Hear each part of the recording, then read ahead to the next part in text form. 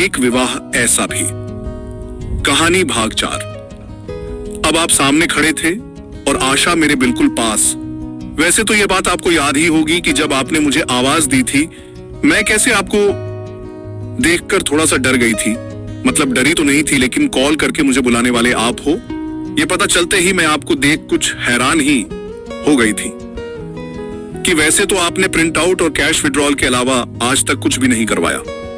एकदम से फॉर्म। मैं अभी सोच रही थी कि आशा ने मुझसे पूछ लिया कि क्या मैं आपको जानती हूं, जिसके जवाब में मैंने आपको देखते हुए ही उसे अपनी तरफ वाला सच तो उसे तभी बता दिया था कि हाँ, मैंने 1-2 बार आपको दुकान पर देखा है। लेकिन आशा, जिसकी नजर आपके साथ साथ मेरे ऊपर भी थी, उसे लगा मैं झूठ बोल रही हूं, जबकि आपको पता है मैंने तो उससे झूठ बोला भी नहीं था।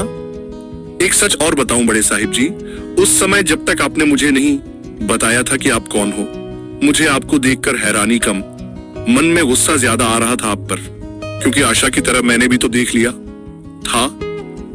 पहला तो आपके हाथ में लगा आपका स्मार्टफोन और आपके पास आपके डॉक्यूमेंट नहीं थे, जिसका मतलब आपके कुछ बताने से पहले ही मुझे समझ आ गया था अपना स्मार्टफोन खराब होने वाली और ऑनलाइन फॉर्म फिल करवाने वाली आपकी दोनों बातें झूठी हैं। लेकिन मैं कुछ आपसे पूछती, आपकी जिन गुस्से से भरी आंखों से मुझे डर लगता था, मतलब आप मुझे तब झलकुकड़े लगते थे, उन आंखों में पहली बार गुस्से की जगह आंसू देख मैं सब भूल गई मैं आपकी आंखों में देखते ही सब कुछ।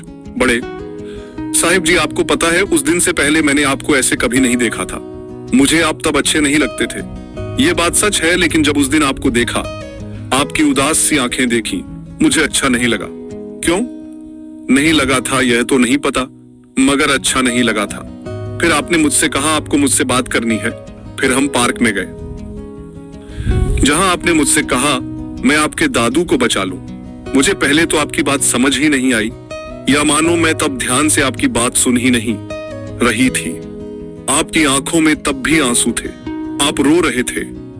मुझे तो यही बात समझ नहीं आ रही थी आपको हुआ क्या है, और आप ऐसे में मुझे अपनी हेल्प करने को क्यों कह रहे हो। मैं समझने की कोशिश कर रही थी, इतने ही आपने बताना शुरू किया आप कौन हो, और मैं आपके दादू मतलब बाबा को कैसे जानती हूं। और बस एकदम से मेरे दिमाग में आया कि कल बाबा की तबीयत खराब थी, इसलिए बाबा कल मुझसे मिलने नहीं आए थे। मुझको यही सोचकर रोना आया था, क्योंकि पिछली रात बिना पूरा सच जाने ही मैं मन में सोच रही थी बाबा झूठे हैं, बाबा कहकर भी नहीं आए। और फिर मुझे रोते देख आपको पता नहीं क्या हुआ, आप खड़े हुए कि मैंने जो कुछ बताया सब भूल जाओ, अंधेरा हो गया है, चलो मैं तुम्हें और तुम्हारी दोस्त को घर छोड़ आता हूं।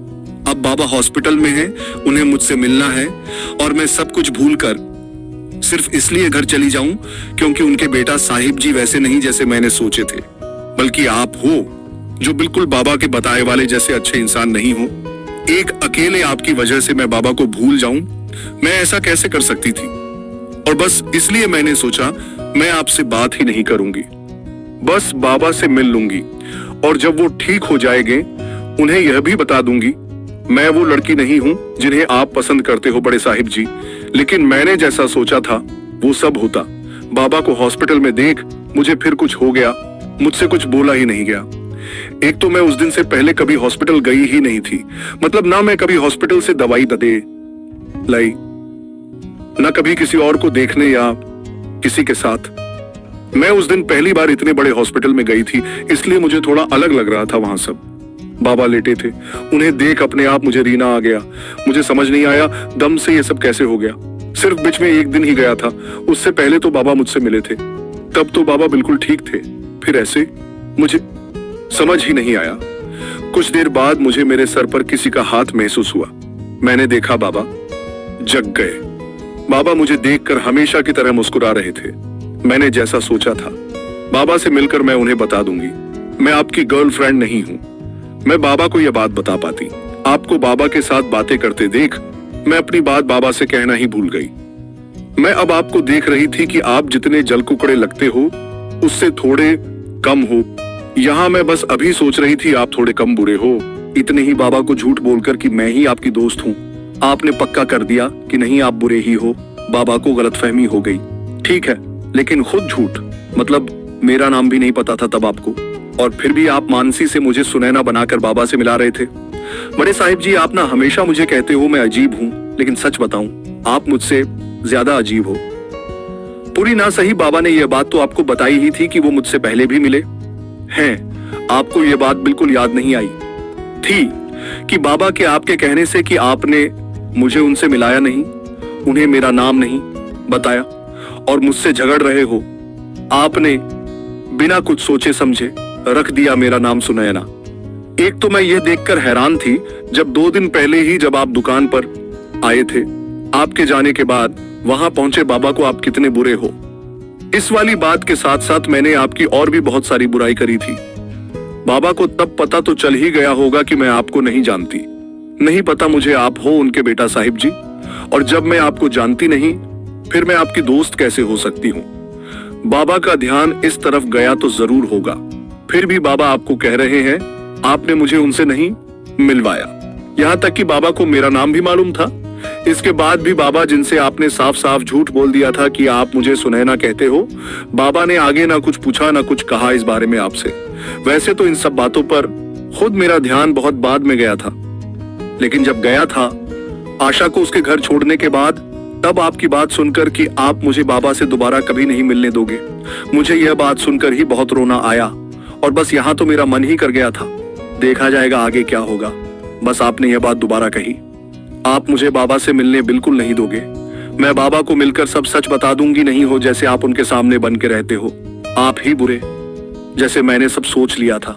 मैं बाबा से मिलकर आपकी सारी सच्चाई बता दूंगी, लेकिन उस दिन जैसा कि मैं जो भी सोच रही थी सब उससे उल्टा हो रहा था।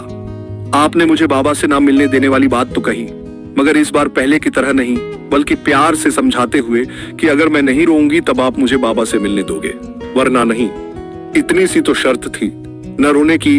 मैंने ठीक है कहा और आप भी मान गए मुझे बाबा से दोबारा मिलाने लेकर चलने के लिए, जिसके बाद आप बाबा से मुझे कल मिलाने के कहकर मुझे घर छोड़कर खुद हॉस्पिटल बाबा के पास लौट गए। अब इससे ज्यादा उस दिन की और क्या बताऊं। आप इतना समझो, बाबा को बीमार देखकर आप उस दिन जितना परेशान थे, वो दिन जितना आपके लिए बुरा था, मेरे लिए वो दिन बुरा था मैं ऐसा नहीं कह सकती, क्योंकि एक तरीके से आपसे मैं सही मायनों में उसी दिन मिली थी। लेकिन बड़े साहिब जी, फिर भी सच बताने की बात हुई थी, इसलिए तब उस दिन की याद करके बताऊं तो वो दिन आपकी तरह मेरा भी कुछ अच्छा नहीं बीता था।